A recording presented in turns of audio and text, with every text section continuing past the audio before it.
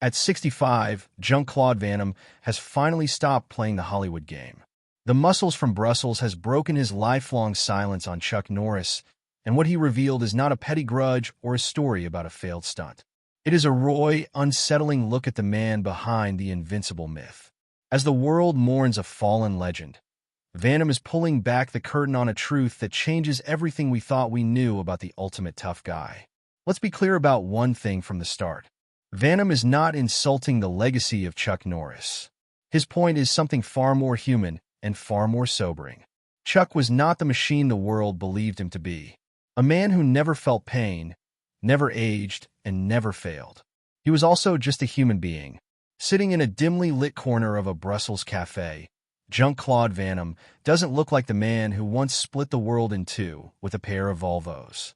At 65, his face is a rugged map of every high kick, every film set explosion, and every hard live mile. There were no handlers present, no PR team scrubbing his sentences, and certainly no Hollywood smile. He looked like a man who had finally decided that the weight of a secret was heavier than any barbell he had ever lifted.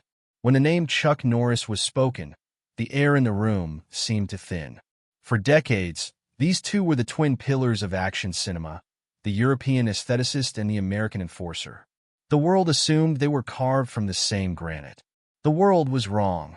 The revelation Van Damme dropped was not about who would win a real-world sparring match. It was something far more haunting. He revealed that the Chuck Norris the world worshipped, the meek godlike warrior who supposedly doesn't age, he levels up, was a golden cage that Norris refused to leave, even as it began to consume him. Van Damme spoke with hushed, almost reverent intensity about their final private moments, describing a man who had become a total prisoner of his own legend. Chuck couldn't be human anymore, Jean-Claude whispered, his eyes fixed on a point somewhere in the past. The world demanded a superhero, and he was too proud to tell them he was just a man who could bleed. According to Van Damme, the truly painful part of their legendary relationship was not a lack of respect. It was a wall of silence that neither man could scale. While Van Damme spent the last decade being brutally open about his struggles with addiction, bipolar disorder, and the crushing pressure of fame, Norris remained a closed book, a stoic, unmoving statue that refused to crack even when the foundation was crumbling. Jean-Claude recounted a specific heartbreaking moment behind the scenes during their final years together. He described Norris in clear physical agony, his body finally rebelling against decades of punishing martial arts, yet refusing medical intervention or even a chair to sit on. Why?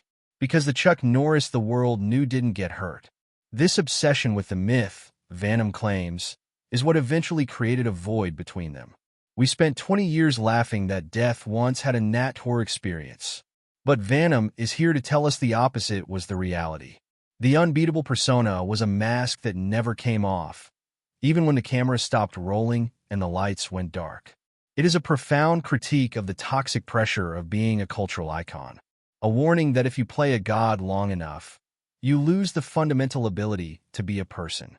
Van Damme's voice cracked slightly when he admitted that he tried to reach out multiple times toward the end. He wanted to tell Chuck it was okay to be 86 and fragile. He wanted to tell him that the fans would love the man just as much as the legend.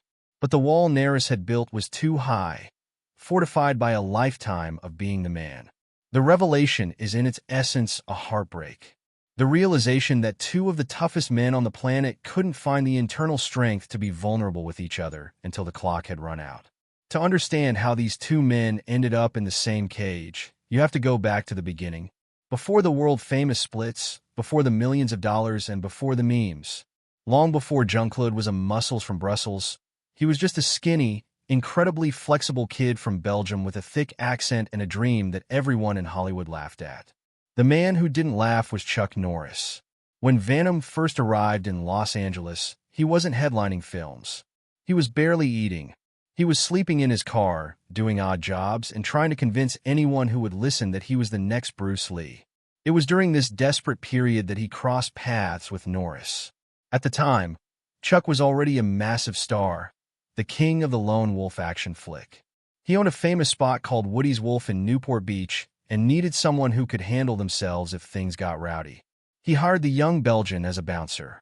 One of the most famous movie stars in history was literally standing outside a bar, checking IDs and breaking up fights. Van Damme often recounts those nights with a mix of nostalgia and reverence. Chuck saw something in him, that raw, explosive kicking ability, and invited him to be a sparring partner. This wasn't Hollywood sparring where you pull your punches for the camera. This was old-school full-contact training in Chuck's private gym. Van Damme describes those sessions as a baptism by fire. Chuck didn't cuddle him. He pushed him to his absolute physical limit, teaching him the discipline required to move from a competitive karateka to a cinematic icon. It was Chuck who gave Jean-Claude his first real break in the business, helping him land a small role as a stuntman and extra in the 1984 film Missing in Action. For Van Damme, Chuck was a godfather figure, the blueprint for what a martial arts superstar should be. But as the 90s rolled in, the dynamic shifted. Van Damme's career exploded with Bloodsport and Kickboxer. Suddenly, the student was a rival. While they never had a public feud, the distance began to grow. Van Damme became the face of a new school. Flashier, more emotional, and admittedly more chaotic. Meanwhile, Chuck stayed in his lane, becoming the face of Walker, Texas Ranger, leaning into the stain, invincible lawman persona that would eventually define his entire legacy. The tragedy Van Damme hints at actually started here. As their paths diverged, the way they handled fame could not have been more different. Van Damme's life became a public soap opera. He crashed, he burned, he went to rehab, and he came back. He was human, messy, and loud about it. Chuck, however, doubled down on the invincible image. Even when they reunited on screen decades later for The Expendables 2, the tension was palpable.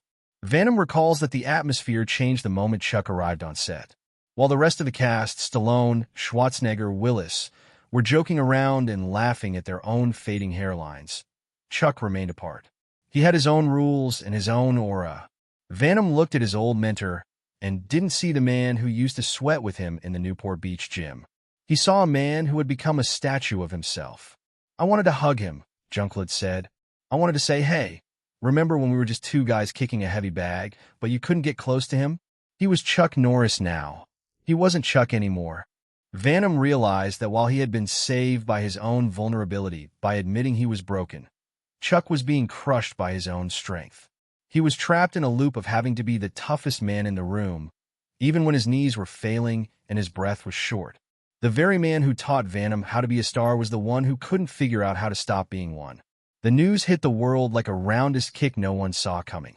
On March 19, 2026, the legend himself passed away at the age of 86 in Hawaii. For a generation that grew up believing Norris was literally immortal, thanks to a decade of internet memes claiming death was too afraid to even knock on his door, the reality of his passing felt like a glitch in the universe. Just days earlier, on his 86th birthday, he had posted a video of himself sparring, looking every bit the indestructible warrior the world wanted him to be.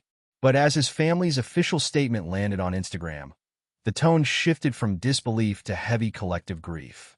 They described him as a symbol of strength to the world, but to them he was a husband, a father, and the heart of a home. The tributes poured in almost instantly. Sylvester Stallone called him all-American in every way.